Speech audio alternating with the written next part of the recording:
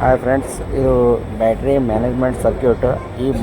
ಈ ಬೋರ್ಡಲ್ಲಿ ಪ್ರಾಬ್ಲಮ್ ಬಂದಿರುವಾಗ ಮೊಬೈಲಲ್ಲಿ ಏನೇನು ಪ್ರಾಬ್ಲಮ್ ಆಗುತ್ತೆ ಅದರ ಬಗ್ಗೆ ನಾನು ಡೀಟೇಲ್ಸ್ ಆಗಿ ಹೇಳ್ಕೊಡೋಕ್ಕೆ ಬರ್ತಾಯಿದ್ದೀನಿ. BMS ಸರ್ಕ್ಯೂಟಲ್ಲಿ ಬರ್ತಕ್ಕಂಥ ಇಂಪಾರ್ಟೆಂಟ್ ಪಾರ್ಟ್ ಬಗ್ಗೆ ನಾನು ಡಿಕ್ಲೇರ್ ಆಗಿ ನಿಮಗೆ ಕ್ಲಿಯರಿಫಿಕೇಷನ್ ಕೊಡ್ತೀನಿ. ಈ ವಿಡಿಯೋನ ನೋಡಿ, ಈ ವಿಡಿಯೋದ ನೋಡಿದ ನಂತರ ಮುಂದೆ ಈ ಪಾರ್ಟ್ ಬಗ್ಗೆ ನಾನು ಕ್ಲಿಯರಾಗಿ ನಿಮಗೆ ಎಕ್ಸ್ಪ್ಲನೇಷನ್ ಮಾಡ್ತೀನಿ.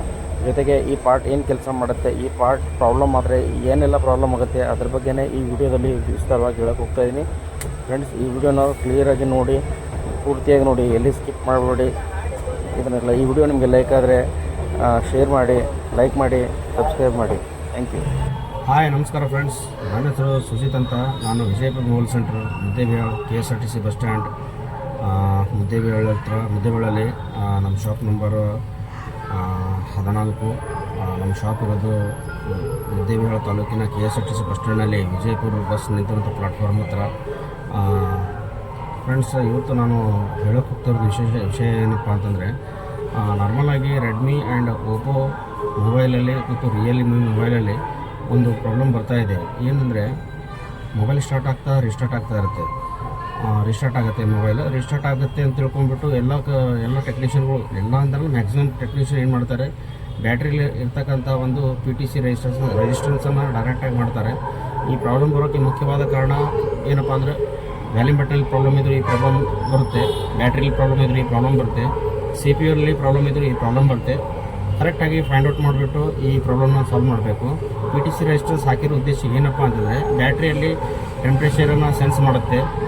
ಜೊತೆಗೆ ಬ್ಯಾಟ್ರಿಯಲ್ಲಿ ಟೆಂಪ್ರೇಚರಲ್ಲಿ ಏನಾದರೂ ಏರುಪೇರು ಆದರೆ ಅದು ವೋಲ್ಟೇಜನ್ನು ಮುಂದೆ ಪಾಸ್ ಮಾಡೋದನ್ನು ಡ್ರಾಪ್ ಮಾಡೋ ಉದ್ದೇಶಕ್ಕೋಸ್ಕರ PTC ರೆಸಿಸ್ಟೆನ್ಸನ್ನು ಬ್ಯಾಟ್ರಿಯಲ್ಲಿ ಅಳವಡಿಸಿರ್ತಾರೆ.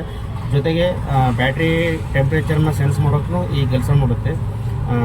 ಫ್ರೆಂಡ್ಸ್, ಇವತ್ತು ನಾನು ರೆಡ್ಮಿ ನೋಟ್ 7 ಮೊಬೈಲನ್ನು ರೀಸ್ಟಾರ್ಟ್ ಪ್ರಾಬ್ಲಮ್ ಇದೆ, ಬ್ಯಾಟ್ರಿಯಲ್ಲಿ ಇರ್ತಕ್ಕಂಥ PTC ರೆಸಿಸ್ಟೆನ್ಸ್ ಪ್ರಾಬ್ಲಮ್ ಇದೆ. ಅದನ್ನು ನಾನು ಈಗ ಸದ್ಯ ಟ್ರೇಸ್ ಮಾಡಿಬಿಟ್ಟು ಅದನ್ನು ನಾನೀಗ ಬೈಪಾಸ್ ಮಾಡ್ತಾಯಿದ್ದೀನಿ.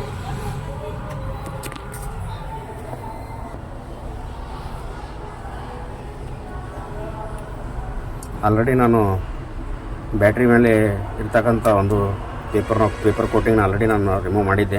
ವಿಡಿಯೋ ಮಾಡಬೇಕು ಅನ್ನೋ ಉದ್ದೇಶಕ್ಕೋಸ್ಕರ ಮತ್ತು ವಾಪಸ್ ಅದನ್ನು ನಾನು ಜಾಯಿಂಟ್ ಮಾಡಿದ್ದೆ. ಈಗ ಓಪನ್ ಮಾಡ್ತಾಯಿದ್ದೀನಿ. ಒಂದು ಹ್ಯಾಂಡಿಂದ ಮೊಬೈಲ್ನ ಆಪ್ರೇಟ್ ಮಾಡ್ತಾಯಿದ್ದೀನಿ, ಒಂದು ಹ್ಯಾಂಡಿಂದ ನಾನು ಪೇಪರ್ನ ಓಪನ್ ಮಾಡ್ತಾಯಿದ್ದೀನಿ.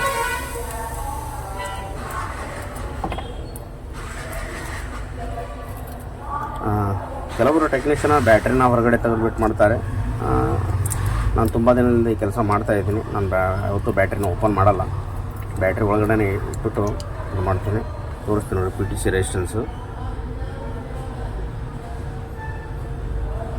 PTC ಪಾಸಿಟಿವ್ ಥರ್ಮಲ್ ಕೋಯಿಫಿಷಿಯೆಂಟ್ ಅಂತ ಇದರ ಹೆಸರು.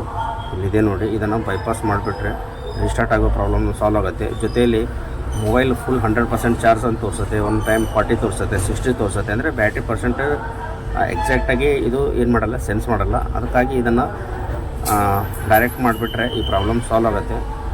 ಫ್ರೆಂಡ್ಸ್, ಈ ವಿಡಿಯೋ ನೋಡಿಬಿಟ್ಟು ಯಾರಿಗಾದ್ರೂ ಹೆಲ್ಪ್ ಆದರೆ ಇದನ್ನು ಲೈಕ್ ಮಾಡಿ, ಶೇರ್ ಮಾಡಿ, ಸಬ್ಸ್ಕ್ರೈಬ್ ಮಾಡಿ. Thank you.